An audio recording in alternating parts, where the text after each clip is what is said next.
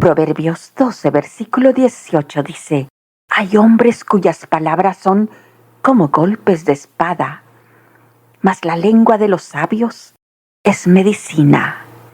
¿En cuál estás catalogada tú?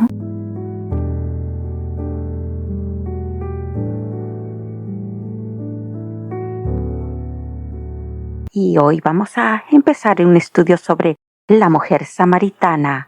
La palabra de Dios nos habla de la mujer samaritana en Juan 4, versículos del 1 al 34. La mujer de Samaria y el agua que no estaba en el pozo. La Samaria de los tiempos nuevo testamentarios comprendía la región entre Galilea y Judea.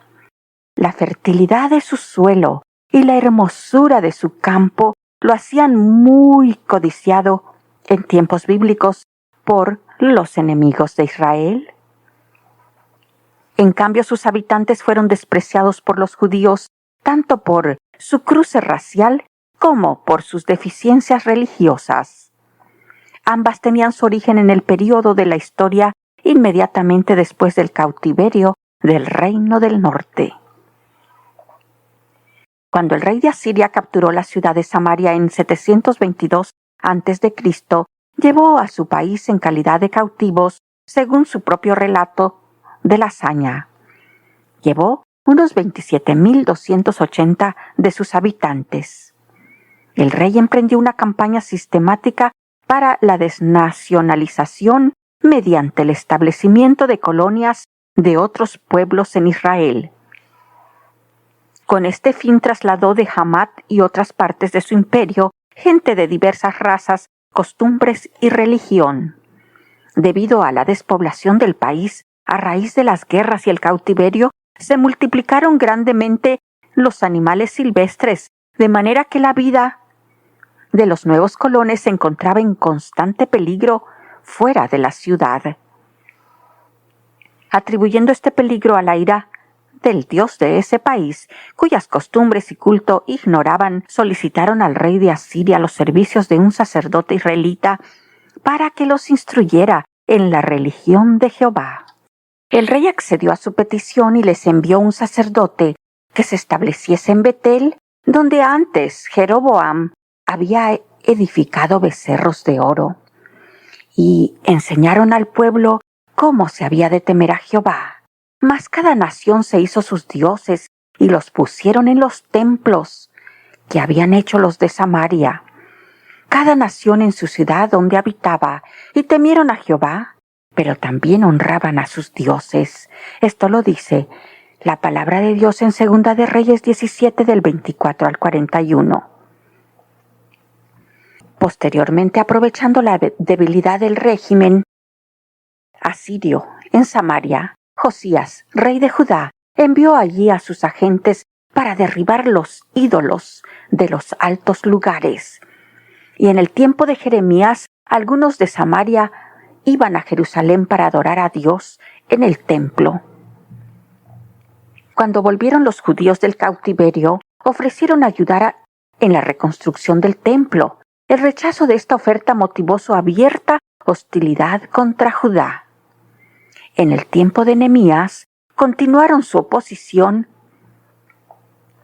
y Sanbalat, cuyo yerno había sido expulsado del sacerdocio por Nehemías por casarse con una samaritana, edificó para éste un templo en el monte Garizim.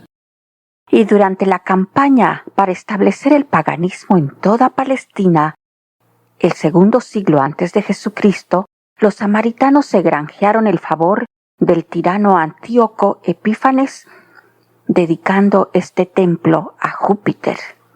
Así que, a través de esta historia podemos ver por qué los samaritanos no tenían comunión con los de Judea. La historia de la mujer samaritana empieza un mediodía, cuando el sol calentaba como un horno toda la campiña, obligando a sus habitantes a que se refugiasen a la sombra de sus casas. Fatigado por la larga caminata, un viajero recién llegado sentóse en el brocal del pozo de Jacob para descansar mientras que sus amigos habían ido a comprar de comer. De repente vio a alguien acercarse. No se trataba de otro viajero, sino de una mujer de la comarca, cántaro al hombre, que venía para sacar agua del pozo. ¿Por qué escogería ella esa hora tan incómoda para proveerse de agua? Todo el mundo conocía la respuesta. Era mujer de dudosos antecedentes que quería aprovechar la hora de descanso de las otras mujeres con el fin de evitar comentarios desfavorables hacia ella.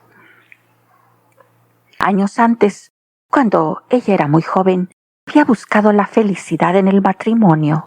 No sabemos cómo terminó esa unión, pero no duró mucho tiempo, ya sea por la muerte del esposo o por divorcio. Solamente sabemos que a este matrimonio siguió otro, y todos de corta duración, hasta que llegó a su quinto enlace.